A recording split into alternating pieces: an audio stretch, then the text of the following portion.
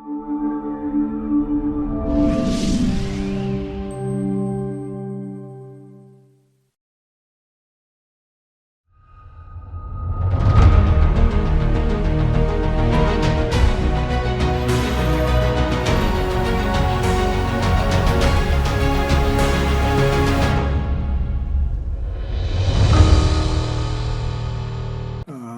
morning, Ramu.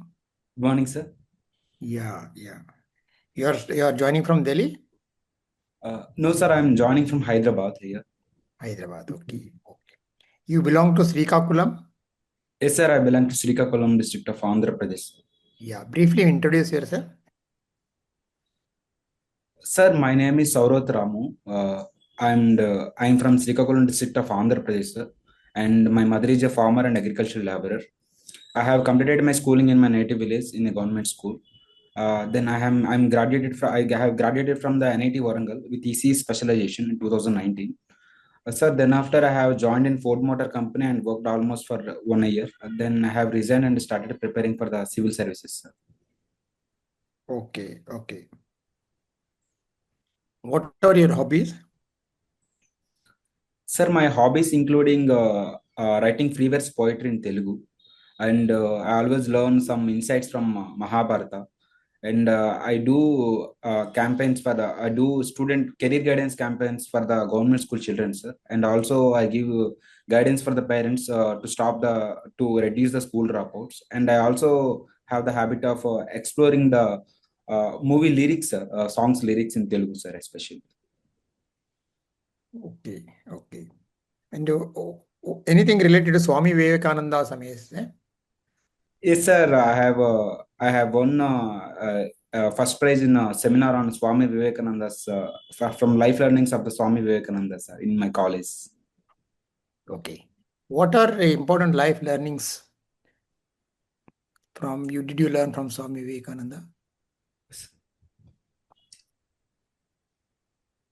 Sir, first one that I learned from Swami Vivekananda is that understanding the divinity in everyone, and if you understand the divinity, then definitely it will help us to serve the people. And he emphasized very much on that service to human is a service to God, sir. This is the first thing that I have learned from the Swami Vivekananda life.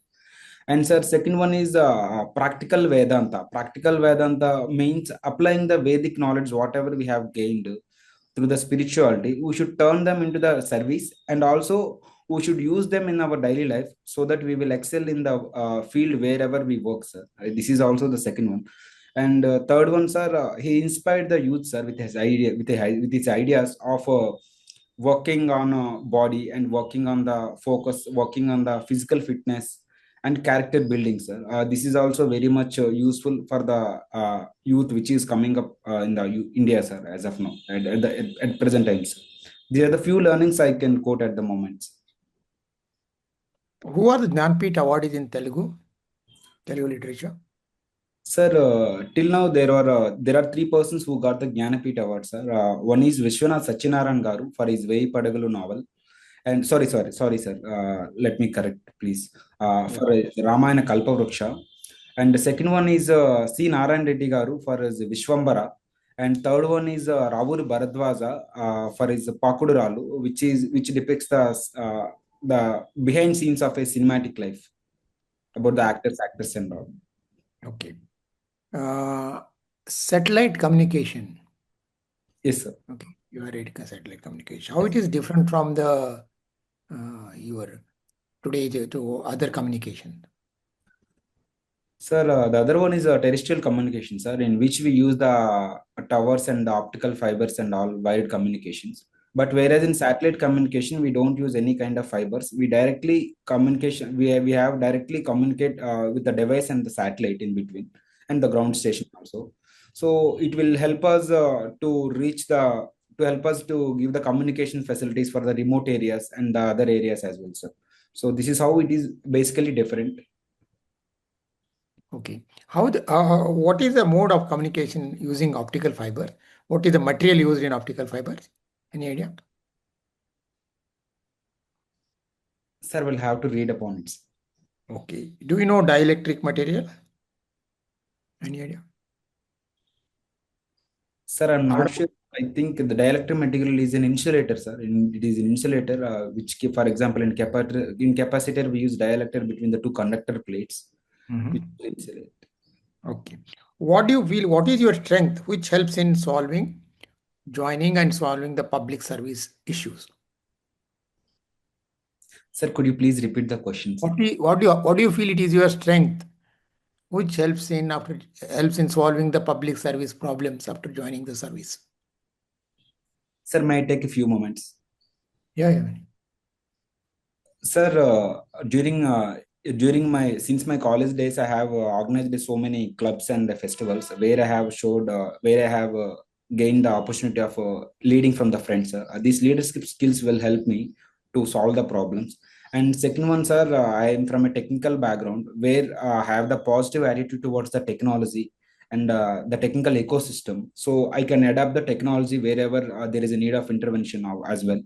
And the third one, sir, and I'm a very culturally grounded person where even my optional subject literature has also taught me the cultural sensibility and the social cultural ethos of the people in the society. So these cultural sensitivities also will help me to solve the problem, sir. And also I am the person with integrity, empathy, and compassion. And also, sir, I have learned a lot of things from Mahabharata, which mostly talks about the statecraft itself. So I use all these qualities to solve the problems in the ground level, sir. Okay. Last one, you tell me what is the difference between integrity and honesty? Sir, in my opinion, sir, honesty is a part of integrity. Where in the layman, I will tell, sir, when honesty is like be truthful to yourself and accept whatever you have done, even it is right or wrong. But whereas integrity comes is much more larger, because in integrity you should not commit mistake, and you should not think of committing a mistake as well. For example, if you cross the signal line and you say that as I have crossed and I'm sorry, it is honesty, sir.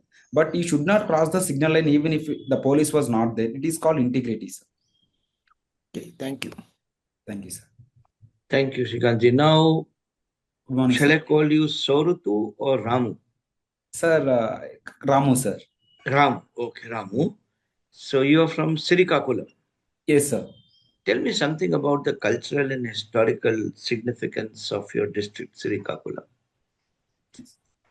Sir, Srikakulam was a northern Andhra district, a coastal district, and it was under the Kalinga's rulers during the ancient to medieval time. And they have built a lot of very good architecture. For example, Sun Temple in Arsavelli, which is very one among the few sun temples in India. And also we have a Sri Mukalangan temple and also Sri Korman temple, in which the only Vishnu temple which was existed in the Korma Avatara. And we have a Salihundam Buddha site also, which believed that the original relics of Buddha were there. And also, sir, and also from cultural side, we have a lot of folklore in terms of having many kind of jataras in the local area. For example, Paidithalli Ammavari Jatara, Asiritalli Jatara, which are very famous in the local. And also, sir, Srikakulam is a blend of festivals and foods, where the people are very culturally the people have maintained the cultural continuity since the ancient time. So as of now, I could think of these. Okay, tell me, how do you maintain cultural continuity? Through tangible or intangible traditions? Sir, both, sir. For example, we have a cultural tradition of the culture for folk songs and dances, which are intangible. For example, there is a cultural called Tappatugullu, sir. It has been continuing since ages, in which they have a drum around the neck and they will keep on the chest, and they will dance for the mythological themes and all. And also we have Burrakatha, Bhagavatam. These are the local folklore, sir. And from the tangible side also, we have a very traditional handicrafts are there. For example, Buditi brass crafts, which has got a GA tag for each. And also we have a Pondur Kadi, sir, which was appreciated by Mahatma Gandhi also as well. And also recently it got the GA tag. And also, did Mahatma Gandhi visit your district sometime? sir? Did Mahatma Gandhi visit your district? Yes, sir. He visited Ponduru nearby us, sir, during the non-cooperation movement. Does he inspire you in any way? Yes, sir. Yes, sir. Mahatma Gandhi inspired me, not just me, the whole nation, by lot of his qualities. For example, first one is a truth. Like we always, uh, like we always prefer the non-violence method to make a social change. This is the biggest lesson we can learn from the Mahatma Gandhi, sir. And also, second one, sir, he used Hindi as a is a more as a cultural tool to influence masses of the India. It emphasizes the importance of a local language rather than English. And third ones are Mahatma Gandhi.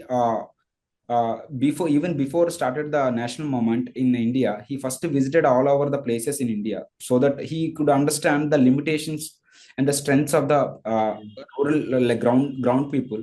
So it will help us for a bureaucrat as well, because as a bureaucrat we should know the limitations and the strengths of the public so that we can make those policy we can implement the policies very effectively in the ground levels. Okay, Ramu. Now, uh, what does Gandhiji say about taking decisions? Sir, could you please repeat the question, sir? There is a famous saying of Gandhiji about how to take decisions. Yes, sir. Sir, yes, sir, I believe it is about the talisman. Whenever Yes. we, whenever we need, whenever we make a decision, we should look into the lenses from the very weaker section, whether it will help them or not, whether it will empower them or not. Based on those cost benefit analysis, we should take the decision so that it should empower the more number of people, sir.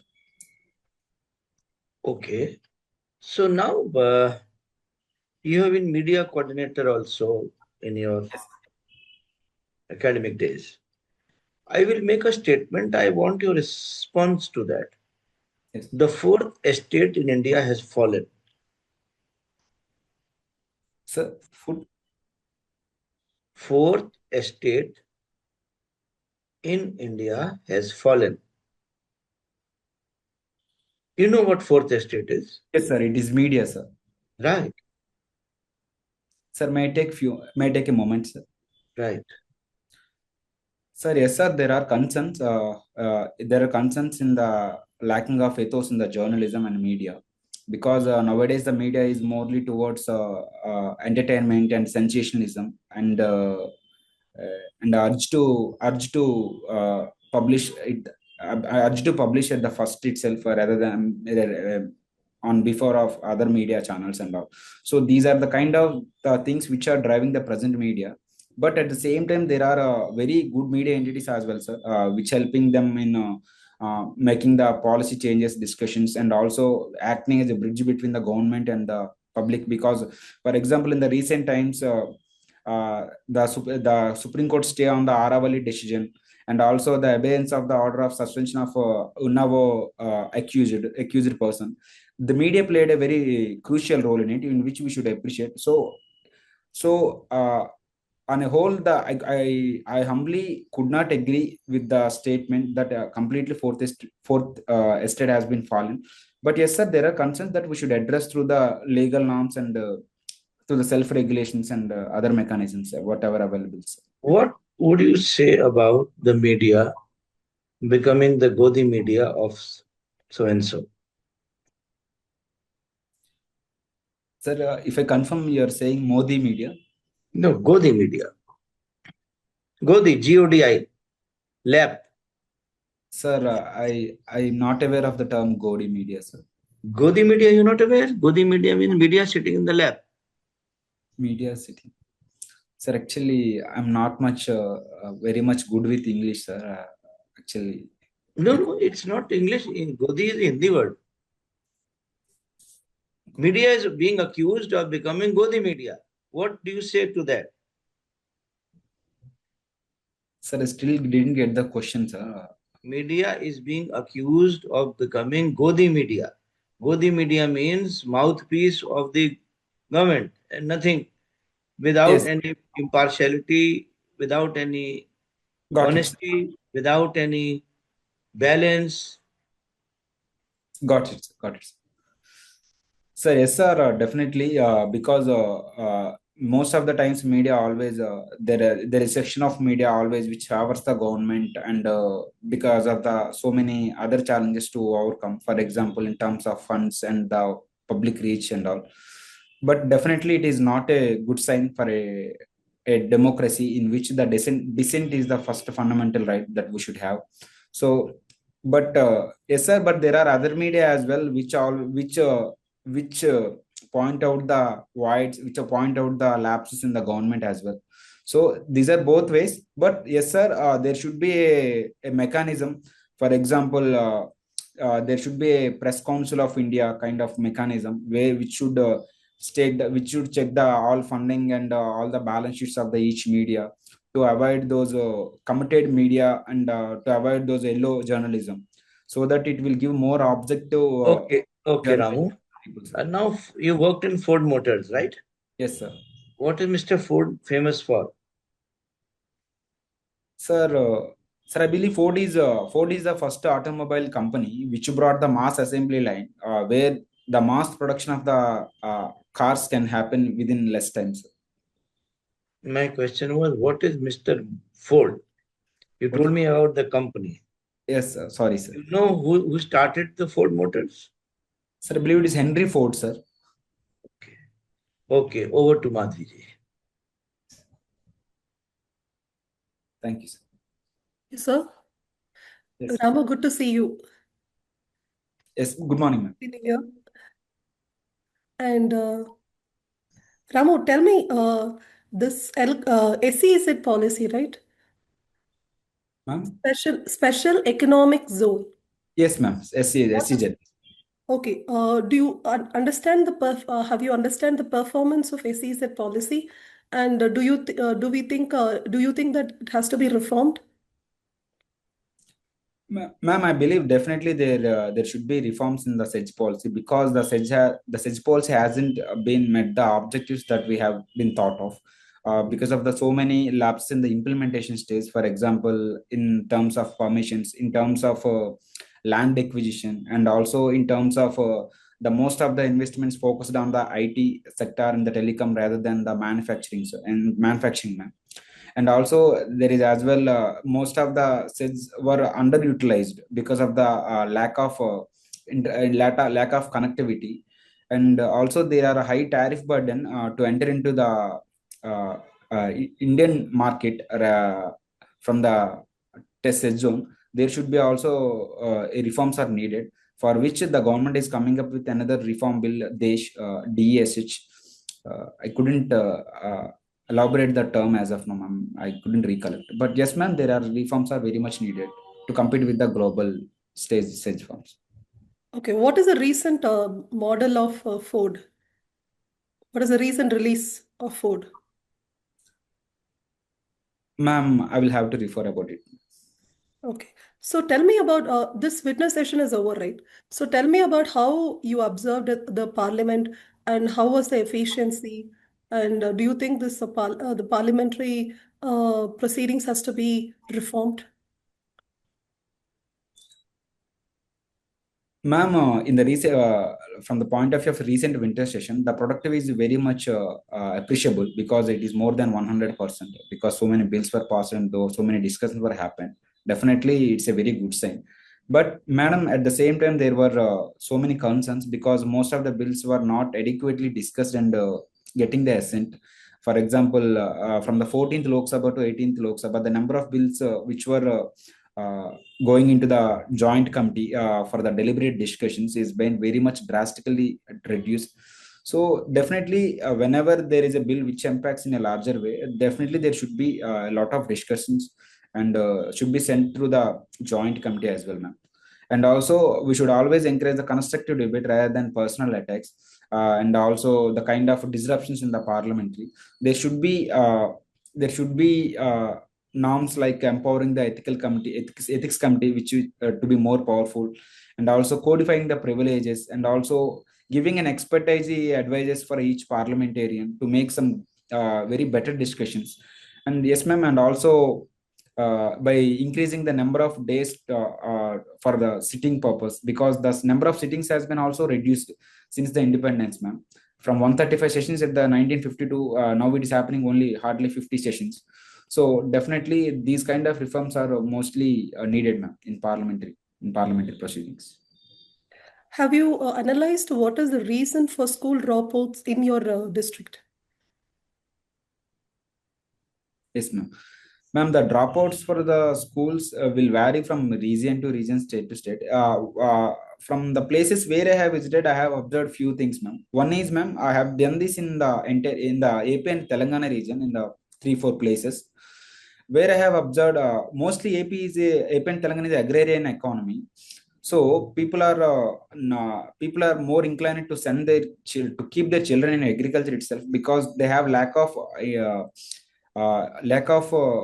knowledge on long-term benefits of an education. This is one reason, ma'am. And second reason, ma'am, the poor learning outcomes. Poor learning outcomes making the children lack of pursuing the education. So they thought they better do something else, either agriculture or some other labor work, rather than being in a school. So this is how they are also dropping out, ma'am. And third reason, ma'am, there are mostly first learner generations in the AP, because where their parents had no schooling, only children had presently schooling. So this is also one of the main reason for the lack of awareness. And as ma'am, fourth one is the lack of quality teaching, ma'am. Quality teaching, the lack of quality teaching and the less accountability from the government teachers, making them more vulnerable and getting them dropped, ma'am. These are the few kind of reasons I have observed, along with, of course, physical distress, ma'am. This is also very much interlinked to everything here. I'll give you a situation. You have published your poetry in a famous book. Yes. But suddenly you got a case slapped on you saying that this poetry was not original, and you have taken it from you have or you have violated the copyrights of that. What is your reaction for that? Ma'am, firstly, I will go through the published poetry, whatever I have written first, so that I could recollect whether I have inspired from my own events, or I have created it with my own creative freedom, or that I have inspired from anything else. So first of all, I will check with that, ma'am. If at all I recollect, and if I could relate with that, that the original work has been done and that I was inspired from it, definitely I will show my concern, and I will try to uh, make a compromise with the person.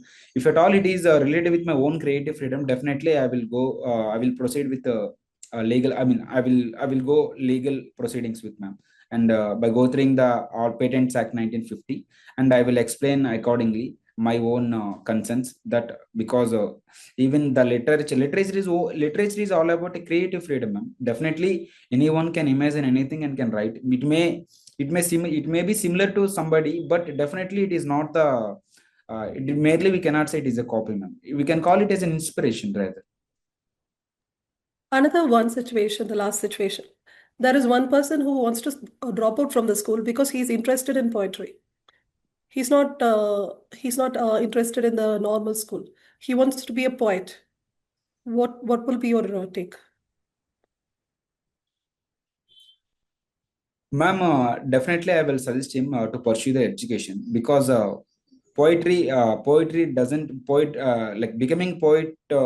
It is need not to be making him a dropout, because we can improve our literature skills and enriching the vocabulary and aesthetics of the subject by pursuing the higher education in Telugu literature itself, where he can take the uh, Telugu literature bachelor degree, then he can pursue further in masters and PhD as well. So these are the ways to become a poet in a very qualitative way, rather than dropping out from the school, ma'am. So definitely I will suggest him uh, in such a way the path to become a very good poet by continuing his education. Thank you, sir. Over to you, sir. Thank you, ma'am.